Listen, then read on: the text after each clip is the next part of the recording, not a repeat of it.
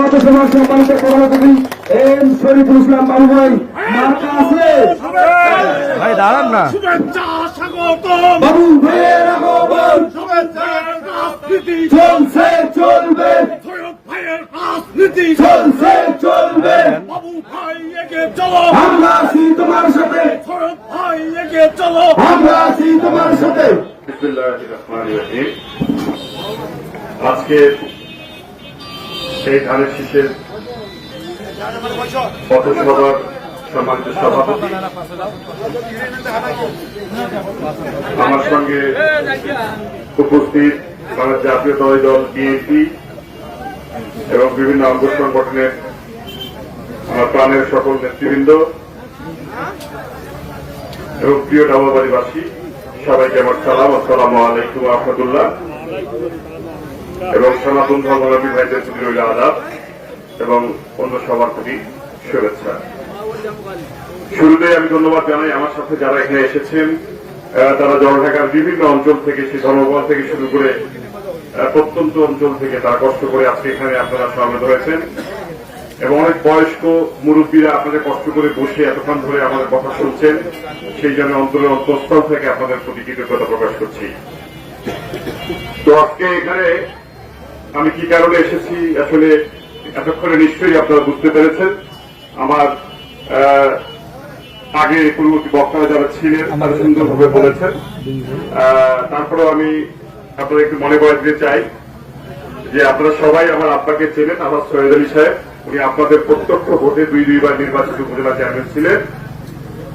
তো উনি আগামী জাতীয় সংসদ নির্বাচনে বাংলাদেশ জাতীয়তাবাদী দল বিএনপি থেকে উনি নির্বাচন করতে ইচ্ছা প্রকাশ করায় দল ওনাকে প্রাথমিকভাবে নীলফামারী 3-এ মনোনীত করেছেন এবং আমাদের কাছে যে বার্তা এসেছে আমরা যেন এলাকায় কাজ করে যাই এবং ধানের শীষের পক্ষে বাংলাদেশ জাতীয়তাবাদী দলের বিভিন্ন বিষয় এবং একত্রিশ দফা থেকে শুরু করে জনসম্পৃক্ততা, জনগণের সাথে মত বিনিময় এইসব করতে আসলে করেছেন, যার ফলশ্রুতিতে আমরা বিভিন্ন ইউনিয়নের বিভিন্ন জায়গায় আমরা এইসব পথসভা করতেছি। তো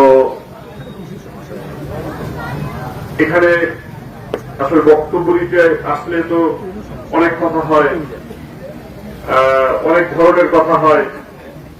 হয়তো কারো কথা কারো ভালো লাগে, কারো কথা ভালো লাগে না। আসলে কাউকে এখানে কষ্ট দেওয়ার জন্য আমরা এখানে আসি নাই, কারো অন্তরে আঘাত দেওয়ার জন্য আমরা এখানে আসি নাই।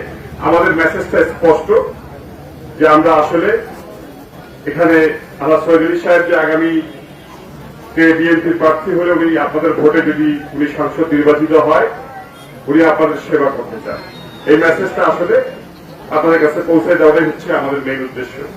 এখন যেহেতু বিভিন্ন প্রতিদ্বন্দ্বী থাকে রাজনৈতিক মাঠে, আসলে রাজনৈতিক মাঠটা তো রাজনৈতিক ভাবেই আসলে মোকাবেলা করতে হয়। এই জন্য অনেকের বিভিন্ন কথার প্রতি উত্তরে অনেকে অনেক কথা বলছে। তো এটা আপনার ব্যক্তিগত ভাবে কেউ আসলে নিবেন না, তবে কিছু কথা তো সত্যতা নিশ্চয়ই ছিল, কি বলেন? আর দুইবার যেহেতু আমার আব্বা উপজেলা ভোট এখানে করেছে, আপনারা অনেকেই আমাকে চেনেন। আমি ভোটের সময় একাধিকবার এসেছি, অন্য সময় এসেছি। তো আপনাদের ভোট নিয়ে কিন্তু পাড়ায় যায়নি, গেছি কি? আপনাদের ভোট নিয়ে পাড়ায় যাই নাই। আপনাদের সাথে যে ওয়াদা করেছিলাম সেই ওয়াদার বরখেলাপও করি নাই, করছি। আপনারা যে যখন যে অবস্থায় যে কারণে আমার আব্বার কাছে গেছেন বা আমার কাছে আসছেন, যে কোনো সমস্যায় 12টা হোক 1টা হোক সেই সমস্যার কথা আমাকে বলেছেন। আপনার বুকে হাত দিয়ে কেউ বলতে পারবেন না যে সেই ব্যাপারে আমি কোন সহযোগিতা করি নাই। যাকে সহযোগিতা করতে 100% পারি নাই, অন্তত চেষ্টা করছি। তবে আমার জানা মতে আমি প্রায় ম্যাক্সিমাম লোকের যতটুকু সমস্যা ছিল আমি হয়তো সমাধান করে দেওয়ার চেষ্টা করছি। তাহলে কি ওয়াদা ভঙ্গ করছি কি? এখন আর অন্যরা আপনাদের সাথে কে কি করছে সেটা নিয়ে আসলে আমি সমালোচনা করতে চাই না। এই জলঢাকার ইতিহাসে গত 54 বছরে যারা এখানে নির্বাচিত প্রতিনিধি ছিলেন তাদের সকলের ভাগ্যের উন্নয়ন হয়েছে।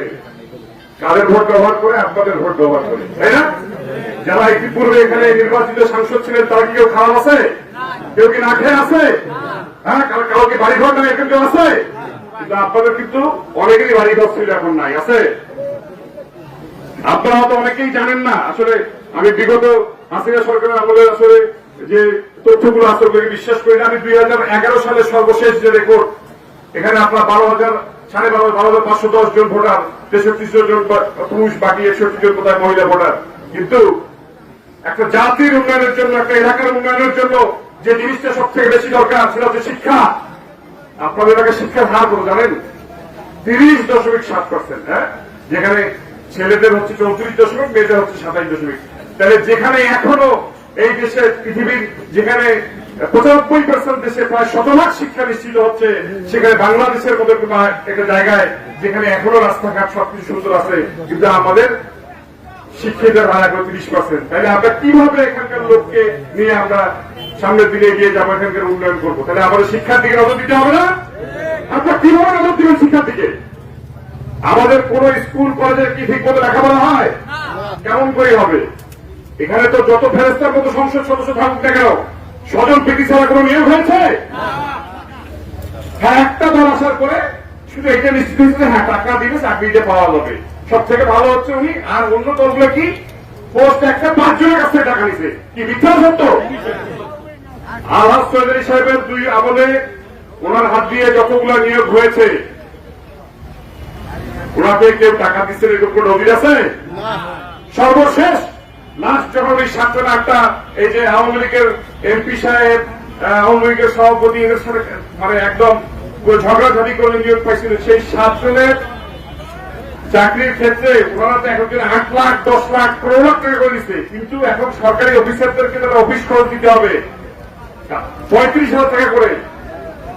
ওই 7 জনের 35,000 টাকা করে অফিস খরচটা, সেটা উনি ওনার পকেট থেকে দিচ্ছে, কেন্দ্রের কাছ থেকে নিয়ে নাই। কারণ ওই টাকা 1 টাকা নিলেও কিন্তু নেওয়া, আর 10 লাখ নিলেও নেওয়া। আপনাকে বুঝতে পারছেন যে উনি কতটুকু সেন্সিটিভ মানুষ? তো আমাদের তো আসলে আমাদের একটা চারিত্রিক বৈশিষ্ট্য হচ্ছে যে আমরা মানুষের কখনো ভালো দিকটা দেখি না। একটা লোক যতই ভালো থাক, তার যদি একটা কোনো খারাপ দিক থাকে, আমরা সেইটা নিয়ে সমালোচনা করি। কয়েকদিন আগে উনি বললেন, ওই যে টিভিতে সাক্ষাৎকার হয়েছে, আল্লাহ তাআলা তো দুনিয়াতে সবাইকে সব স্কিল দেয় না। উনি হয়তো একটু বক্তব্য দিয়ে কথা বলতে একটু সময় নেন, এটা অনেকে ব্যঙ্গ করে কথা বলেন। হ্যাঁ, অনেক প্রার্থী হবে স্মার্টলি কথা বলেন, ঠিক আছে। আল্লাহ চৌধুরী সাহেব মতো স্মার্টলি কথা বলতে পারে না, কিন্তু আপনাদের মতো স্মার্টলি উনি চুরি করে না। হ্যাঁ, আপনাদের মতো উনি একটা আস্ত প্রকল্প খেয়ে ফেলে নাই, কোনো নজির নাই। এটা বিড়ি চুরি খায় নাই, এটা কামাই চুরি খায় নাই, কিন্তু আপনারা মাথায় টুপি দিচ্ছেন, আপনারা সবাইকে দিনের দাওয়াত দিচ্ছেন, কিন্তু স্কুলের চাকরিটাতে কিন্তু নির্দিষ্ট অফিস কক্ষে 6 লাখ দিচ্ছেন। যারা দিচ্ছে তারাই এসে অনেকে আমাকে বলে যায়, অস্বীকার করবো কিভাবে ভাই? এটা সমালোচনা করলে অনেক করা যায়। যারা ফেরেস্তার মতো যিনি ছিলেন, উনিও টাকা নিয়ে নিয়োগ দিচ্ছেন। তো এই হচ্ছে আমাদের দুর্দশা।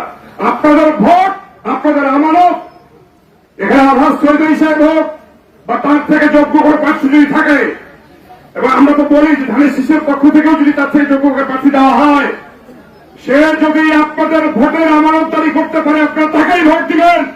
কথা কি বুঝাইতে পারছি আপনাকে?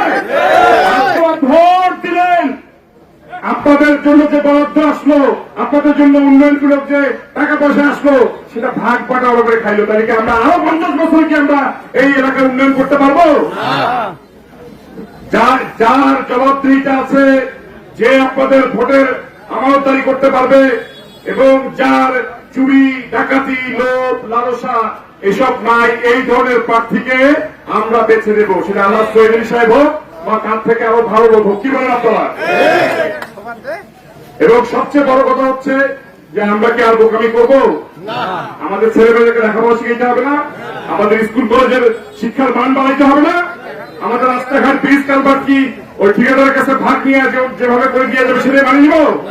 এমন নেতা তৈরি করবো, এমন সংসদ নির্বাচন করবো যে আমাদের রাস্তাঘাট ব্রিজ কালভার্ট যেগুলো আছে, ঠিকাদারের কাছে কোনো টাকা না খেয়ে জনগণের পক্ষে কাজ করবে।